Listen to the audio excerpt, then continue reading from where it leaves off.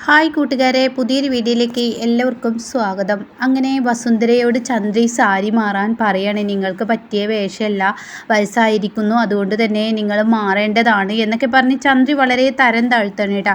ഇതേ സമയം വസുന്ധരയ്ക്ക് അത് വല്ലാതെ കുറച്ചിലാവുകയാണ്. കാരണം തന്നെ തരം താഴ്ത്താൻ മാത്രം തരം താഴ്ത്താൻ മാത്രം ചന്ദ്രി വളർന്നോ എന്നുള്ള ആ കുറച്ചിലും, അതുപോലെ തന്നെ സാരി മാറില്ല എന്നുള്ള ആ ദേഷ്യവും ആവാണ് കേട്ടോ.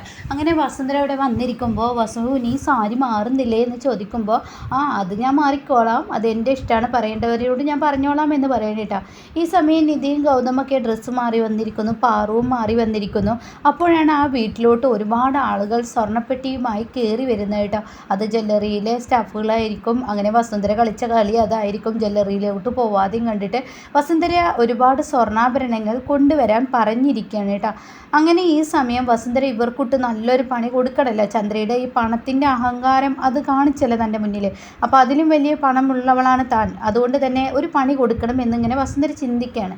അങ്ങനെ വസുന്ധര അവരെയൊക്കെ വിളിച്ചു വരുത്താണ്. ഇതേ സമയം പാറുവും വസു ഗൗതമൊക്കെ അമ്മ പോവുക എന്ന് പറഞ്ഞിട്ട് പോവാൻ ഒരുങ്ങുമ്പോഴാണ് ഇവർ ഈ സ്വർണ്ണാഭരണങ്ങളൊക്കെ എങ്ങോട്ട് പോകുന്നു, എന്തിനു പോകുന്നു, ഇവിടെ ഇപ്പോൾ എല്ലാവരും വന്നിട്ടില്ല, സ്വർണം എടുക്കേണ്ടത് ആളുകളെയൊക്കെ ഞാൻ അങ്ങോട്ടേക്ക് വിളിച്ചു വരുത്തിയിട്ടുണ്ട്, അപ്പോൾ ഇതൊരു താലി എടുക്കാനല്ലേ പോകുന്നത് എന്നിങ്ങനെ ചോദിക്കുകയാണ് കേട്ടോ.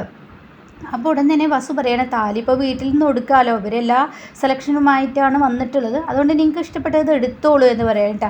അങ്ങനെ വസുന്ധര എടുക്കൂ എന്ന് പറഞ്ഞിട്ട് ഓരോ ബോക്സുകൾ ഓപ്പൺ ചെയ്യാൻ പറയണം. അപ്പോൾ വസുന്ധര കളിച്ച കളി എന്ന് പറയുന്നത് വലിയ വലിയ മാലകളായിരിക്കും, 10, 12, 13 പവൻ്റെയൊക്കെ മാലകളായിരിക്കും. അപ്പോൾ അത് ശിവാനിയും രേണുകയും വസുന്ധരയും കൂടി ഉറപ്പിച്ചൊരു പ്ലാനായിരിക്കും. 10, 12 പവൻ്റെ മാല എന്തായാലും എടുത്തു കഴിഞ്ഞാൽ അത് തൻ്റെ അച്ഛനെ കൊണ്ട് താങ്ങില്ല, അതുപോലെ തന്നെ നിധി അവർക്ക് മുന്നേ നാണം കെടും, അപ്പോൾ അതാണ് നല്ലത് എന്നിങ്ങനെ ചിന്തിക്കുകയാണ് കേട്ടോ. അങ്ങനെ ഗൗതം ഇത് ഇങ്ങനെയുണ്ട്, ഇത് അടിപൊളി മാലയല്ലേ, ഇത് താലിയാക്കാൻ പറ്റില്ലേ എന്ന് പറഞ്ഞ് വലിയ മാല കാണിച്ചു കൊടുക്കുകയാണ് കേട്ടോ. ഇതോടുകൂടി ഗൗതമിന് എന്ത് മറുപടി പറയണമെന്ന് അറിയില്ല. കാരണം സിഗ്നൽ കിട്ടണം, നിധിയുടെ അടുത്ത് നിന്ന് ഈ സിഗ്നൽ കിട്ടിയല്ലേ പറ്റുള്ളൂ എന്ന് പറയുമ്പോൾ നിധി ഈച്ച എന്ന് പറയാൻ കേട്ടോ. അപ്പോൾ ഈച്ച എന്ന് പറയുമ്പോൾ അത് ഇഷ്ടപ്പെട്ടിട്ടില്ല എന്ന് മനസ്സിലായി. അപ്പോൾ നിധിയുടെ ആംഗ്യ ഭാഷയിൽ അത് ഗൗതമായി അയ്യേ അമ്മേ അതൊന്നും പറ്റില്ല എന്ന് പറയട്ടോ. പിന്നീട് വേറൊരു മാല എടുത്ത് വസുന്ധര കാണിച്ചു കൊടുക്കാൻ, ഒരു 8 പവൻ്റെ മാല എടുത്ത് കാണിച്ചു കൊടുക്കണം. അപ്പോഴും ഇവർക്ക് താങ്ങില്ലല്ലോ, അപ്പോൾ അതുകൊണ്ട് അതെടുത്ത് കാണിച്ച് കൊടുക്കുകയാണ് കേട്ടോ. അപ്പം നിധി പൂച്ച ഈച്ച എന്നൊക്കെ പറഞ്ഞിട്ട് ഇങ്ങനെ ഓരോ ആംഗ്യ ഭാഷകൾ ഇങ്ങനെ കാണിക്കും. കണ്ണ് ഈ പാറ്റ എന്തൊരു കഷ്ടമാണ് എന്നൊക്കെ ഇങ്ങനെ പറഞ്ഞ് നിധി കാട്ടുമ്പോഴും ഗൗതമന് മനസ്സിലായി അത് ഇഷ്ടപ്പെട്ടിട്ടില്ല എന്ന്. അങ്ങനെ നിധി അങ്ങനെ വലിയ വലിയ മാലകൾ കാണിച്ചു കൊടുക്കുമ്പോൾ പാറു പറയണേ, ഇതെന്താ വസു നീ കാണിക്കുന്ന, ഒരു താലി ഇതിലിടാൻ പറ്റുമോ, ഇതെന്ത് മാലയാണ്, ഇത് വലിയ വലിയ മാലയല്ലേ, ഇതൊക്കെ ഒരു ഫംഗ്ഷന് നിൽക്കുമ്പോൾ ഇടേണ്ടതല്ലേ, താലി എന്ന് പറഞ്ഞാൽ വസു അത് നിനക്കെന്താ അറിയില്ലേ. അപ്പോഴേക്കും ചന്ദ്ര പറയണേ, വസുവിനെ പറഞ്ഞിട്ട് കാര്യമില്ല, വിവാഹം കഴിക്കാത്ത ആളല്ലേ വസു. അത് കേൾക്കുന്ന വസുന്ധര ആകെ ഞെട്ടാണ് കേട്ടോ. തന്നെ ചന്ദ്ര ഇത്രയും കുറച്ചൊക്കെ സംസാരിക്കുന്ന. അപ്പോൾ ഉടൻ തന്നെ നിധി അതിലിടപെടുകയാണ്. ശരിയാണ് അമ്മ, ആൻറ്റിക്ക് ഇതൊന്നും അറിയില്ലല്ലോ, വിവാഹം കഴിച്ചിട്ടില്ലല്ലോ, അതുകൊണ്ട് താലി എന്ന് പറയുന്നത് അതൊരു 5-6 പവനിലാണ് വസു എടുക്കേണ്ടത് എന്ന് പാറു പറയണേട്ടാ. അപ്പോൾ ഈ സമയം അവരോട് താലിയാണ് പറഞ്ഞത്, നിങ്ങൾ 5-6 പവൻ്റെ മാല കൊണ്ടുവന്നിട്ടുണ്ടോ എന്ന് ചോദിക്കുകയാണ്. ഉടൻ തന്നെ അവർ പറയുന്നത് ഉണ്ട് എന്ന് പറയണേട്ടാ. അപ്പോൾ അങ്ങനെ ആ മാല എടുത്തു കൊടുക്കണം.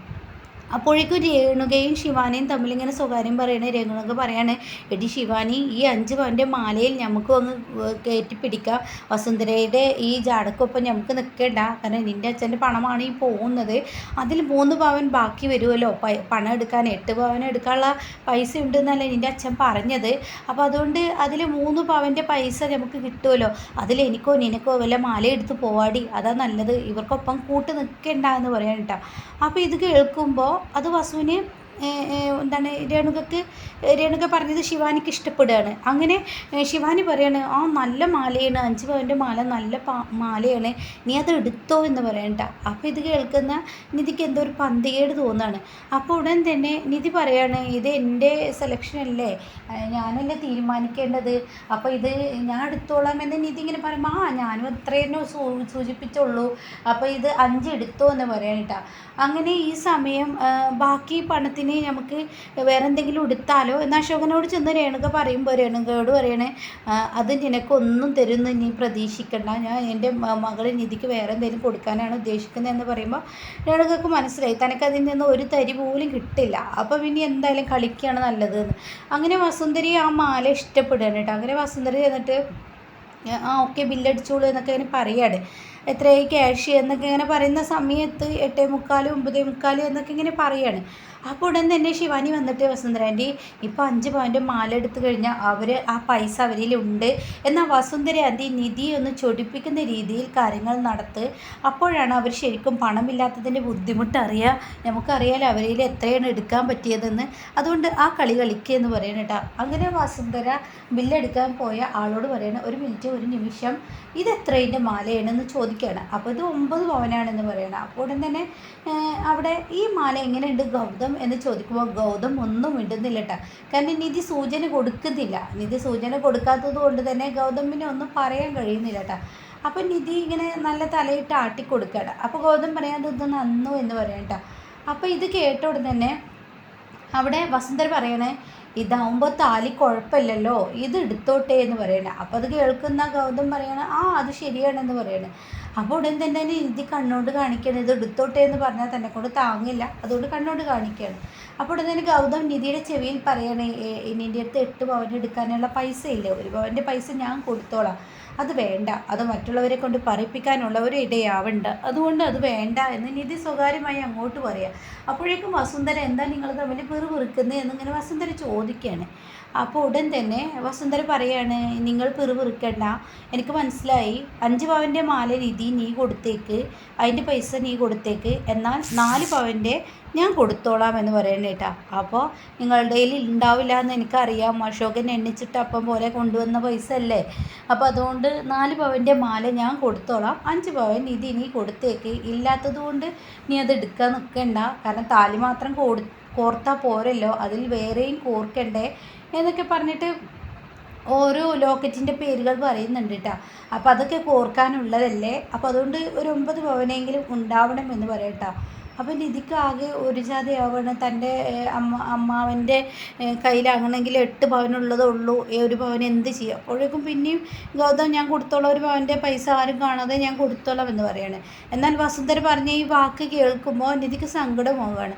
അപ്പോൾ പിന്നീട് ഗൗതം പറയണേ, ഇവളുടെ കഴുത്തിൽ താലിയാണ് ഉദ്ദേശിച്ചത്, താലി എന്ന് പറഞ്ഞ സിമ്പിളാണ് വേണ്ടത്, അല്ലാതെ അമ്മ ആദ്യം കാണിച്ച പോലെ ചങ്ങല പോലത്തെ ഓരോ മാലകൾ എടുത്തിട്ടല്ല, ഇവളെ ഡമ്മിയായി പ്രദർശനത്തിന് നിർത്തിയിക്കല്ല, ഒരു ഡിസ്പ്ലേയിൽ വെച്ചിരിക്കുകയല്ല നിധിയെ താലി കെട്ടി നിധിക്ക് ഡെയിലി യൂസ് ചെയ്യേണ്ട, അവളുടെ കഴുത്ത് നീണ്ടുപോകും ഇത്രയും വലിയ മാല ഇട്ട് കഴിഞ്ഞാൽ എന്ന് പറയണ്ട.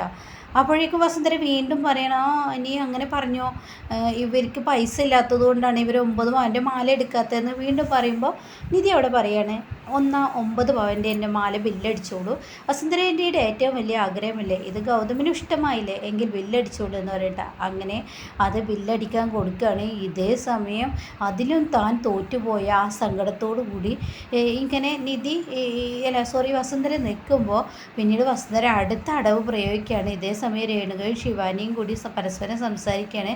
ശിവാനി പറയണേ, ഇപ്പം എന്തേ ഉണ്ടായത്, അവൾക്ക് 5 പവൻ്റെ 9 പവൻ്റെ മാലയായി മാറി, 1 പവനും കൂടി അച്ഛൻ കടം മേടിക്കേണ്ട അവസ്ഥയായി, നമ്മൾ കളിച്ച കളികളൊന്നും നടന്നില്ല എന്ന് പറയുമ്പോൾ വസുന്ധര പറയാണ്, നിധി പെൺവീട്ടുകാർ ഗൗതമിന് 1 പവൻ്റെ മോതിരം കൂടി കൊടുക്കേണ്ട ഉത്തരവാദിത്തമുണ്ടെന്ന് പറയണ്ട. അത് കേട്ട ഉടൻ തന്നെ നിധി പറയണം, അങ്ങനെ ഒരു ഉത്തരവാദിത്തമൊന്നുമില്ല, അത് ഞങ്ങളുടെ ഇഷ്ടമാണ്, ഇഷ്ടമുണ്ടെങ്കിൽ ഞങ്ങൾ കൊടുക്കും, ഇഷ്ടമില്ലെങ്കിൽ ഞങ്ങൾ കൊടുക്കില്ല, താലിയെ പോലെ നിങ്ങൾക്കത് പറയാനുള്ള യോഗ്യതയില്ല, താലി നിർബന്ധമായി എടുത്തു തരണമെന്ന് ഞങ്ങൾക്ക് ഒരുപക്ഷെ പറയാം, പക്ഷേ ഗൗതമിന് മോതിരം കൊടുക്കണോ കൊടുക്കേണ്ടേ തീരുമാനിക്കുന്നത് ഞങ്ങളാണെന്ന് പറയുമ്പോൾ അവിടെ ആകെ ചമ്മി പോവാണ് കേട്ടോ വസുന്ധര.